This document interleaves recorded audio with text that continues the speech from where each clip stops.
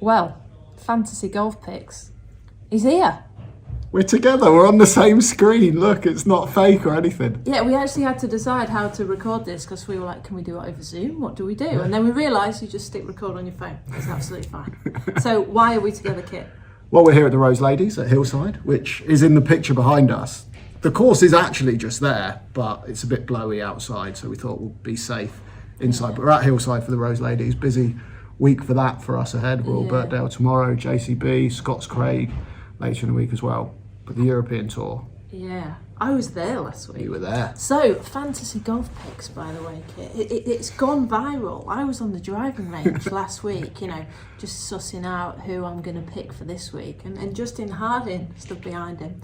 And he just looked at me and went, "Don't pick me." I said, "What do you mean?" He says, "I know of your bad luck with captains." So he says, I said, "No, I don't think you've obviously watched recently because my duck has been broken." But it was nice that somebody was actually involved. And anyway, he's off for 3 weeks. So Adam was captain last week and he did pretty well for me. Yeah, he ripped it. So, and then there was John Catlin next to him. He's quite quiet, so he didn't give me a lot of chat. But I was like, yeah, you two, you're on my team. So it's a lot of pressure, a lot of added pressure. It was a lot of added pressure, but it was also one of those ones where I'm doing it again. Like, you know, I saw Ryan Fox, he's not playing well. And then he did. Basically my picks this week have been who I saw flush it on the range, so that's probably not going to be a good sign. But so did you have Daniel Gavins? I didn't, unfortunately, although someone commented on this video last week when it went on YouTube saying my sort of silly wild card or my crazy outside is Daniel Gavins. So sorry, I've forgotten your name, whoever that was, because I think it was Liam something, but I mean, that isn't a great shot. He'd been playing solid stuff on the Challenge Tour, but to go and win, Dan's a guy I know pretty well from his Euro Pro Tour days. He came through in 2015. Actually, 4 of the top 7 from the Euro Pro Tour Order of Merit in 2015, and now European Tour winners. Jordan Smith, Marcus Armitage, Dan Gavins. Caldwell. Johnny Caldwell actually finished 33rd, so he's the 5th, and there's another. Who else has won from that? I'll find out. Anyway, it was quite an event last week, got to say. 3 tours all coming together. I did the commentating on it, and I've got to say, it was quite, don't take this the wrong way, Galgon Castle, it was quite a boring watch because everyone was just doing okay. And then we invited Niall Horan into the box, so we said to Niall, would you like to come in and do a bit of commentating? He sat down and it went off. A player picked up their ball for no reason, shot penalty. Smith hit his caddy with a golf ball, which is now not a penalty, but you imagine when you're live and you're scrambling, I'm like, I'm sure it's not a penalty, and then Anthony Wall's like, yeah, it is. It just went off, and actually, I mean, Smith and Horsey just gave it to him, didn't he? Gavin, 7 shots back, shot 5 under, great round of golf. I was thinking, brilliant for him. Top 10, top 5, gets in next week, a little bit of money in the back pocket, confidence and momentum for the rest of the Challenge Tour season. And then, that ending. I've just remembered it's Aaron Rye, by the way, the 5th winner. Just about recovered myself there. Sorry, Rolex Aaron. Series. Yeah, exactly. He's won twice, and one's a Rolex Series. He's one I forgot. But it was an incredible end, because especially with it being a par 5 at the end, you would think, the best he can expect is hopefully Horsey, from Dan Gavin's point of view, Horsey pars and we get in a playoff, we get a chance. Yeah. You're not expecting to not be winning that tournament without a playoff if you're Dan Gavin's sat in the clubhouse. And you had Jordan Smith the week before, didn't you, in your fantasy? I think you picked him, didn't you, in your fantasy? You've won to I've not picked. I've mentioned him a couple of times. I don't think he's actually made it into my top 6 he swings so it far. Great. Oh. Elite tee to green. It's the putting that but then the putting does was let him great down a last bit. week, and his long game let him down in the final round. So it's really good. I've got to say, it's great to actually see my fantasy picks in the flesh. I'm just hopefully you guys will be able to go to more events. I'm not sure. Is there this week? They're in Scotland. Hopefully there'll be fans in Scotland. So get yourself to the Fairmont, which is kind of just at the top side of St Andrews. Get yourself there and go and watch, because it's great. You kind of you've got I'd like Justin Harding, never met in my entire life, and I'm like, you're my boy, I picked him this week. So anyway, right, so this week, as I said, we're at the Hero, which is in Fairmont St Andrews. It's a bit of a resort course. Have you played there? I have actually, yeah. Yeah, I snuck on when I was young, when it was getting built. So yeah. Played an unfinished Torrance Course at the Fairmont. Yeah, I did. Stayed at the hotel and we snuck on as young teenagers. So I don't know too much about it. So tell everybody what it's about. It's pretty linksy. The first 9 is mostly around the big hotel, and then the back 9 you move out, and it's more cliff top than linksy, to be honest, but it plays a bit linksy. Technically not links turf. Lovely close, par 5 to finish. 17th, beautiful par 3, 220 yards, little stone wall across the front. When I played it, there was actually some porpoises or dolphins just having a little play in the water off the right-hand side. It was like an evening round. I didn't, fortunately. I don't know if I made a par, but I finished with the ball I started with. But it was an idyllic scene, so it is gorgeous, and you get great views over St Andrews as well there. So in terms of how it's going to play, it's a stock par 72, 7,230 yards. That'll play short. Which will play a bit shorter. Seriously dry weather over in Britain these last 6 or 7 weeks. And I think, it will play linksy-ish. I think almost it will play similar to the Renaissance, whereby it's a bit resort linksy, a bit American style linksy. So you get the links elements, but it's not too in that way. And there's a lot of risk reward elements and holes on there as well. So there's some big chances for swings, and an aggressive player could get rewarded or could get punished. Yeah, well, they played here last year. It was called something different. So let me see what it was called last year. It was called like the AXA. So be careful of that. Yeah, because they caught him out and nothing catches him. No, exactly. Yeah, there's the Hero Open. They played this course last year. He goes, no, they didn't. Well, because the Hero Open was played last year, but that was at Forest of Arden. There you go. So that's what I looked at, and I forgot that they did, as you quite rightly identified. Well done, Sophie. Saved my neck there just before we started recording this. That there was an event there last year, but it's not the Hero Open. So don't look at results last year from the Hero Open, look at the Scottish AXA Championship, and that'll give you a little bit of an idea of the type of players that will. So we've got them on here. We've got Adrian Otegi shot -9 in the last round to win. But equally, like Garrett Porteous only kind of shot -1. But so you said that about that kind of to and throw in, but -23-1. So that's seriously like under par. You know, they're going to take this place to pieces if the wind doesn't blow. And that's its defence up there, in all fairness. So if we look at the play, we've got Cordwell was in there, Chris Paisley, Ollie Farr. I mean, what that's telling me is good wind players, yep, and length really isn't an issue. You know, these guys are strategic. Aaron Rye was up there as well. These guys are sort of strategic golfers, quite surgical with the wedges because they need to be. They lean on it a lot more. They're not going to be reaching par fives as much as the other guys. So I think almost a bit of a plotter, a bit of a strategist's golf course perhaps. And then obviously you just got to hold plenty of putts because you don't get to 20 odd under par without. Or Teddy puts well. So who are you thinking for your team? He's got a massive list. I've got quite actually like sneak a look. A little bit of a list going on there. First man on the team sheet, Masahiro Kawamura. Do you know what? Great, just can't finish the job, can he? Can't, but I'll take another top 10. In the last I'll take a top 10. He's played really well. He's kind of sneakily done pretty well on the European Tour the last couple of years, actually. He finished 56th and 38th on the Race to Dubai in 2019 and 2020. Going along really nicely this season, 9 top 30, so very solid, and the 2 top 10s in his last 2 starts. So just for form, I'm going for him.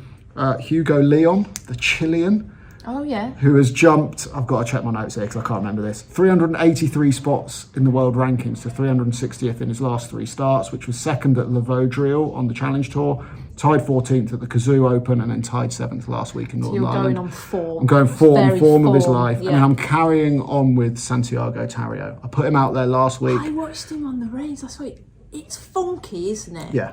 And then the putting's... The putting's mad. It's absolutely mad. It's like...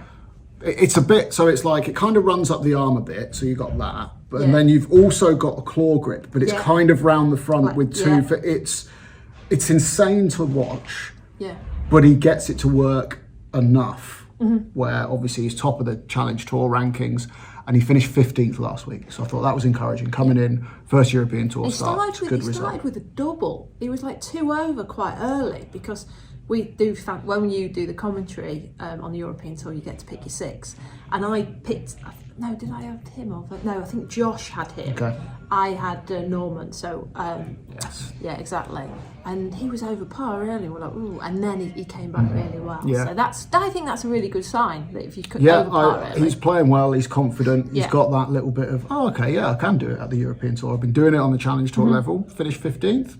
Yeah, I can compete here. Beyond that, I've got a few names I'm going to chuck in. So Ryan Fox, really good in Scotland and Ireland traditionally. My research with Justin Harding. So I said to Justin Harding, so if you're not there, who am I going to pick? And he said Ryan Fox, because he's got his family over now. And that's happy days. So happy Ryan Fox. The family are travelling and he's going to be happy. I think just before he came away, he's just had a little baby, hasn't he?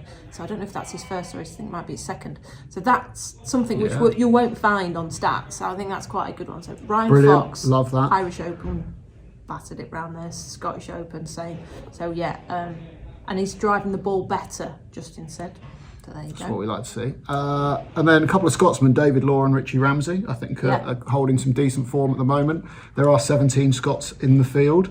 So I think both of those guys actually finished 33rd in this Scottish AXA event at this venue last year as well. So they know the course, have some reasonable memories of it. And then someone like Andy Sullivan, who I've been really pushing the last few weeks, and it's just not quite happened for him. I don't know. I don't know. He looks a little bit frustrated, I think I'd say, when we followed him and he hit the ball great and he just couldn't get it in the hole, and then he went for one and he dropped a shot. I think you could, normally in this type of field he's definitely in. I'm not 100% sure this time. We captained him, I think, in our fantasy for the European Tour, and he only made the first cut. But in this type of field, he is the quality. He is. But there's a decision to be made there, I think, as well. And obviously Ategi, who played incredibly there. Yeah. But it's off the back of a couple of missed cuts. So there are some decisions to be made. To be honest, I'm almost erring a little bit away from Sullivan and Ategi. Another name I want to chuck in there, Oliver Farr, play really nice. I think he's been 14th and 11th the last couple of weeks. Was 9th here at this course last year as well. And that will continue a really good trend of former Europro Tour players winning on the European Tour. Ollie Farr, another one that came through the Europro. We've had a lot of them step up to the plate and win recently, so maybe he can add his name to that as well. Yeah. Anyone that I've not mentioned there that you're like, they've got to be in? Well, Marcus Armitage is one for me. I actually played golf with Marcus round Hillside about this time last year, So, friend of the podcast, or whatever you call it. He's won already, European Tour, Porsche Open. And I just feel like he had his psychologist out with him last week, and his psychologist stayed for a couple of days, and he said, I've quite enjoyed watching him play rather than just shooting off and stuff like that. He came 7th at this place last year. His putter is probably the one that's causing him, he's just not holing enough. But in terms of wedge play, this lad is so good with his wedges. I mean, it's frightening. I saw him hit a shot on a par 3, like no one had got to this back pin. Everyone was staying well clear of it, and he's just plots it straight on there. So I quite like an Armitage on that type of link style course as well. Being from Lancashire, he's played all these courses here, to be honest. Garrett Porteous was another one that his stroke average is under 70. So I think anything in this type of field, he was 15th in Northern Ireland, 4th at this venue before, has played well. He's got quite a good amateur record. And I know you said it's not a link style course, but it's Link C, even though it's not a true links course. It is Link C. Yeah. And I noticed that a lot last week in Northern Ireland. The way Smith and Horsey controlled their ball out of wispy. When it's like this, it's with the first bounce and then where it finishes. It's not target golf, and it's like the rough and the smooth, and the Brits just seem just used to it. We've grown up on it. That's what it is. Yeah, and getting that kind of lie where it might be a bit bare or it might be a bit thick. And the amount of times you heard John Morgan say there's a clump behind this ball, and they were fine with it because we don't play on perfect golf courses in Britain all the time. So he's another one. And then Matthias Schmidt. Oh my you should watch this guy hit a golf ball. It's frightening, right? So I'm on the practice round and I see Wobbly, the caddy. Now, trust me, Wobbly does not work for no mugs. He's like JP, he's very good at picking up. Yeah, that's true. Always when the amateurs are coming through, check who they've got on the bag when they turn pro, because if it's a guy that's been there, seen it, done it, you know he's seen something. Yeah, and he's caddy for Eddie Pepperell, Matt Wallace, you know, and I tweeted, I was like, who's that? And anyway, there's about that in the field last week. I think there was 4 Schmidts. There was a Max Schmidt, a Matthias Schmid. There was a Sabrina Schmidt, and then there was a Ben Schmidt from England. There was a lot of Schmidts going on. So I'm like, oh, that's something just to look at. So I come into the comms box. I'm like, bloody hell, Wobbly's on. For those of you who don't know, silver medal at the Open. He was the lad that shot the 65. Colin Morikawa congratulated him. So it was obviously good. So yeah, we're on the range, and there's just every now and again there's a lad that hits a ball and a few people turn round, and that was it. And Wobbly was like, right, okay, hit it there, now hit it there, and he was just driving, boom, driving. He just looks real, and he's 18, and he just looks seriously good. And he just looks totally comfortable where he is. And actually, I think it's quite a nice way starting your professional career on the European Tour, but in these type of events. Well, this is it. He's done the Open thing. He got the silver medal. The expectation wouldn't have been there as an amateur, but he had a really good week. And it doesn't get any bigger than the Open. No. And then you come into these little run of events, which, are a nice little introduction to the tour. You'll feel comfortable. You go, oh, I've done it in an Open. Now I come in.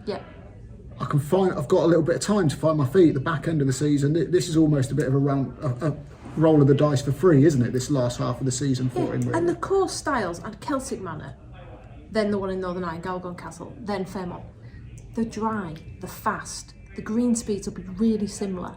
It's a similar style of golf. That's why you're seeing Euro Pro winners coming because it's British guys that have grown up playing this style of golf. It is, and for me, it just looked different class. I thought, he's not going to pop up on many people's, fantasies, but it just looked good. I mean, if we look at the entry list, you've got Brandon Stone's coming back, Torbjorn Olsen's in actually, Nicholas Kolstad's in, but I got told he's stuck in Dubai. I think he'll be pulling out.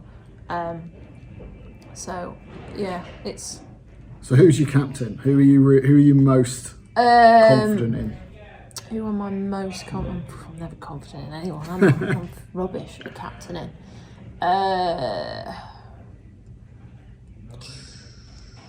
What's the odds? Well, just having a little look at the odds here. So the favourite is Andy Sullivan at 14-1.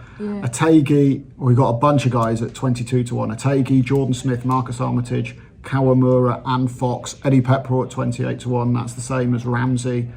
Then you go to 30s and it's Callum Hill, Connor Symes. So interestingly, a lot of the guys that we've put forward here, not necessarily right at the top of those betting odds. I forget that Armitage has won sometimes, that his odds are that kind of low. I mean, joint second favourite, Marcus Armitage, European Tour, it's like Jordan Smith. Like I say, 2 guys that came through the Europro Tour in 2015 and there they are. So, I think it's an interesting one this week because... Levy's another one actually. If you're thinking of I put Alex Levy in my team last week, and he's had all right run around this type of course. So he's one that you could easily think about. I don't know. Ryan Fox is a bit of a standout. No, I'm going Marcus Armitage. You're going Marcus Armitage, captain. Marcus Armitage. Okay, I'm considering going Santiago Tario, captain. Really. I just think he's in such a good place right now, and that 15th place last week. I've got to say, some of the winners this week, like we were saying, how good have all the winners been this year? And then Daniel Gavin wins, and we're in the comms box going, this is the biggest surprise of the year. Yeah, and the stories have been incredible. People that have won, and we're like, this is incredible. This is unbelievable. So it's anybody's, and I think that if anything, that's what last week's taught people. Yeah. That there's a few lads here that haven't won in a while, and are expecting to win. And you look at guys like Jordan Smith and David Horsey, who would be, both European Tour winners, both amongst the more experienced guys, probably in a field like this that you look at. And winning's still difficult, even for them last week. They got themselves into the position, and then it didn't quite happen for them. So it goes to show when you haven't got those absolute proven top winners in the field, anything can happen, because you can get the guys that are on paper the better golfers get into position, and because they're not used to being necessarily in that position that regularly, it can still affect them in a very different way, and you can get someone come through like Daniel Gavins. Get the shake. It's funny, the girls get the shakes in the putter. I find the boys get them on the tee. There's a huge difference there over the weekend. But I think this is your time that you can do a random captain and just pull ahead of everybody. You know, the majors, you've got to keep it kind of safe. I think this one, you can go for somebody a bit kind of out there and pick up some points. So yeah, I'm not there this week, so I can't give you any inside knowledge. But once again, starts on Thursday, finishes on Sunday, and it's going to be good. Weather looks all right. So. Yeah, I think the weather's going to be decent, and I mean that will have a big bearing as well. I would say just maybe check Wednesday evening before finalising your team. Have a little look at the weather, if it has changed, if there's going to be any bias towards AM, PM, PM, AM, Thursday, Friday. If there is one side of the draw that's looking like it's going to have the better weather, and you're struggling between 2 or 3 players maybe for the last 1 or 2 spots, just use that forecast to help favour one way or the other. Yeah, it was massively noticeable last week. I think if you got early, late last week, it was a real tough draw. So good luck everybody, and enjoy it. You're up in Scotland. See you soon. We better go somewhere.